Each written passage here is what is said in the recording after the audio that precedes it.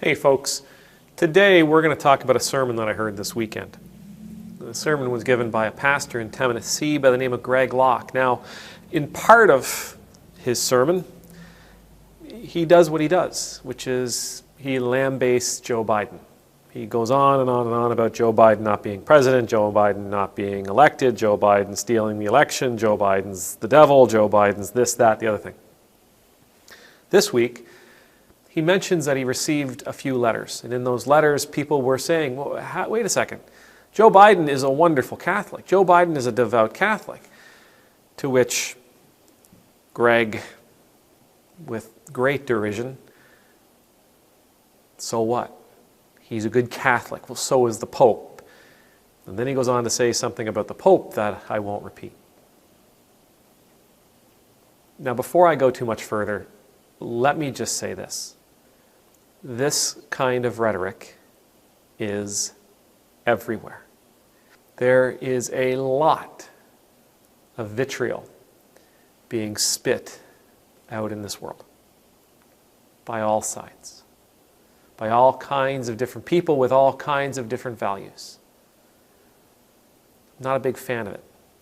I've literally turned off watching some media outlets that I really like, because I just can't deal with the constant barrage of toxic information that they're offering. I just can't deal with the continuous beating up. I can't deal with the continuous criticism of everything. I'm not interested in it. It hurts my soul to some extent. But this guy's not everybody. All right, I need to be clear about this. We're not talking about CNN. We're not talking about Fox News. We're talking about a person who claims to be a Christian pastor, a person who claims to be a Christian leader. We should be held to a higher standard than CNN. We should be held to a higher standard than Tucker Carlson. We should be held to the standard that is and was set by Jesus Christ. We are not called to use hatred and poison and toxin and vitriol in our attacks of evil. And for what it's worth, that's what I'm going to assume. I'm going to assume that what he was doing on the stage that day, offering this message to his congregation, that he was attacking what he genuinely considers to be evil. Whether you like Joe Biden or not, whether you like the Pope or not, let's just set that aside. Let's assume that in his mind, in his heart, he is going after evil. He's still doing it wrong. He's still doing it wrong from the Christian perspective. We are called to go to war with evil. We are not called to attack evil, with hatred, with vitriol. We are called to attack with love.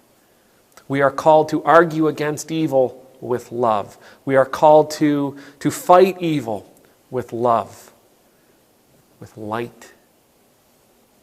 Yes, if you have a problem with a politician, you can easily bring that up.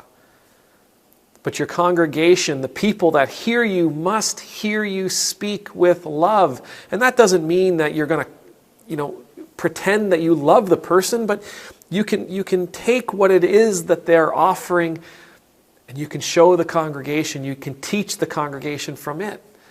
Our congregations need to know that love is what matters most. They need to see from leadership, from the people offering ourselves in that capacity, they need to see the fruits of the Spirit. They need to see mercy, selflessness. They need to see forbearance and forgiveness and compassion and love. And because they need an example to follow. You see, those news outlets, those media outlets, those broadcast booths, those pundits that offer their poison.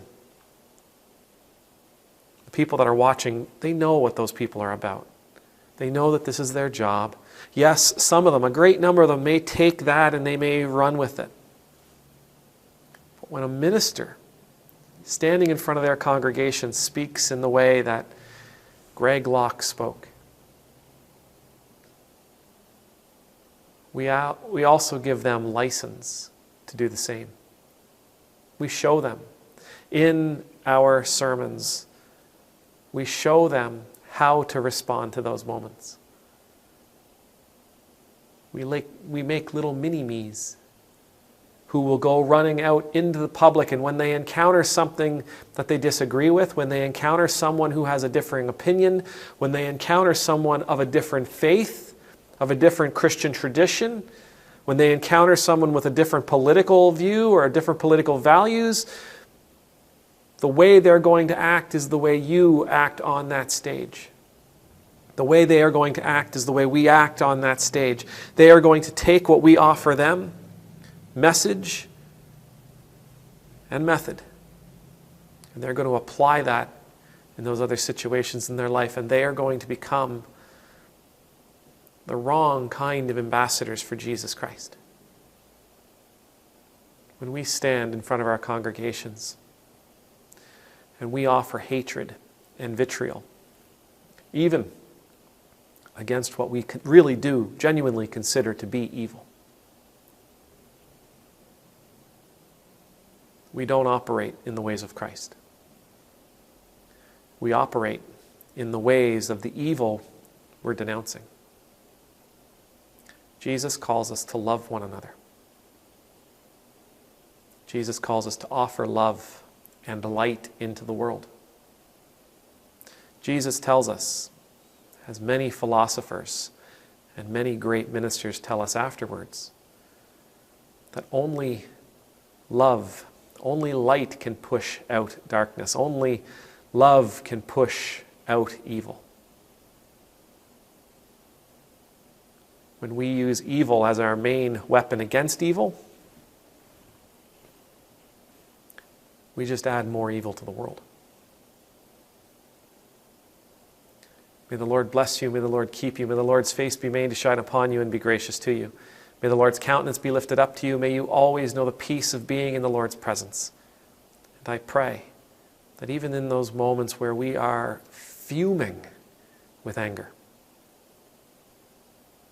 we'll still find a way of offering a message of love and hope and encouragement to the people that need to hear it, to the people that we've been entrusted to speak to. Amen.